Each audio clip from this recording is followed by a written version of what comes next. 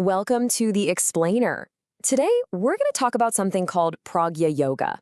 It's a spiritual practice, sure, but it's really designed as a kind of rational, systematic way to find some clarity and purpose, which, let's be honest, can feel pretty tough in our chaotic modern world. All right, so here's how we're going to break it down. First, we'll look at the problem it's trying to solve. Then, we'll get into what Pragya Yoga actually is, what a typical day looks like, the meaning behind its rituals, and we'll wrap up with the four core disciplines at its heart. So, to really get why something like Pragya Yoga even exists, we have to start with the problem it's trying to fix. And it's a feeling I think a lot of us know, that sense of being a little adrift in the modern world. Yeah, this question really gets to the heart of it, doesn't it? The source material starts right here, pointing to this core modern ailment. It's a question many of us feel, even if we can't always find the words for it. The text has a specific name for this feeling, a crisis of faith, or Asta Sanket. Now, this isn't just about religion. We're talking about a bigger loss of faith, in our institutions, our leaders, maybe even in ourselves. And when that foundation gets shaky, it's no wonder we feel lost and don't know which way to go. Okay, so if that's the problem, what's the solution? Well, this is where it gets interesting. The text suggests that the answer isn't some old-school divine intervention. No, it's something new, something tailor-made for our super intellectual, rational times. And here's the twist. It's not a person. It's not a deity coming down from the heavens.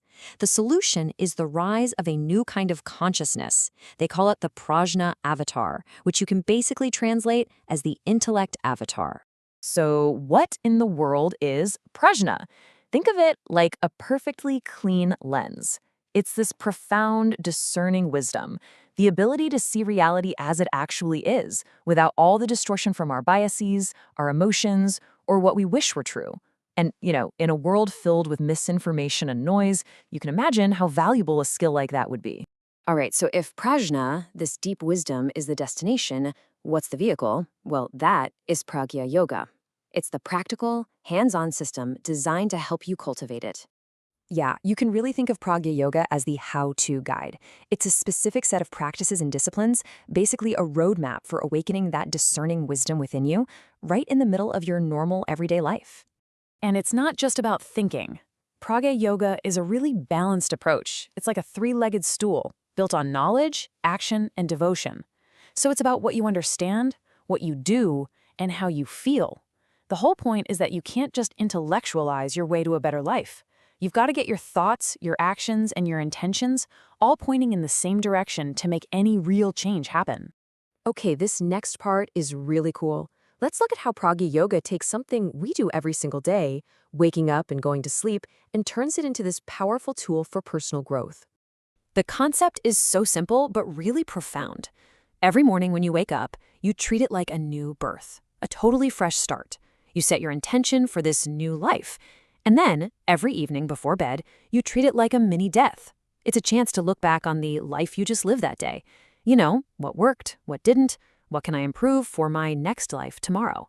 It creates this amazing daily loop of intention and review. All right, let's talk rituals. A lot of spiritual paths have them, but Pragya Yoga approaches them in a really modern, psychological way. The focus isn't on some kind of supernatural exchange. Instead, the rituals are treated as tools for your own mind. And this is the absolute key point. The offerings you make aren't for some external god. They are for you. They're powerful, symbolic reminders of the qualities you're trying to grow in your own life. It's a total reframe. And you can see exactly how it works here. Each one of these simple things becomes a physical anchor for a quality you want to embody. The water is a reminder. Be serene. Be adaptable. The rice, share a part of what you've earned. The incense reminds you to spread positivity, like a fragrance. The flower? A reminder to live a life that's gentle and beautiful. And the sweet? Well, that's to remind you to fill your words and actions with sweetness. Okay, so beyond that daily reflection and the rituals, there's another crucial layer. It's an ongoing, conscious practice of self-discipline. And the word for this is tapas. Now, tapas literally means to heat, and the analogy is perfect. Think about firing a clay pot in a kiln. The heat burns away all the impurities and makes it incredibly strong. That's what this kind of discipline is meant to do for you. to build your inner strength. And it focuses on 4 key areas.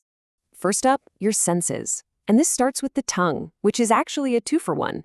It's about what you take in, your food, for example, but also what you put out, your speech. It's about being conscious of both. Pillar number 2 is money. And this isn't about being a miser or just hoarding cash. It's about being intentional with your finances, really understanding where your money goes and making sure it's actually building the life you want, instead of just feeding bad habits. Third is time. And wow, is this one relevant today? In our age of constant distraction, this is all about reclaiming your focus. It means getting crystal clear on what's actually important and then designing your day so that those things, they actually get done. And the fourth and final pillar is your thoughts. This is huge. It's about shifting from being just a passenger in your own mind, getting tossed around by its chatter, to becoming the driver.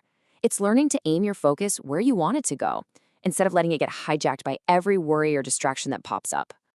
So there you have it. Senses, money, time, and thoughts.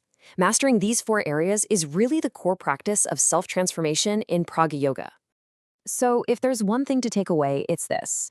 Pragya Yoga presents itself as a really practical, rational path to spiritual growth. It's not so much about mystical beliefs, it's more like a psychological toolkit you can use, grounded in what you do every day and mastering yourself from the inside out. And that leaves us with a final thought to chew on.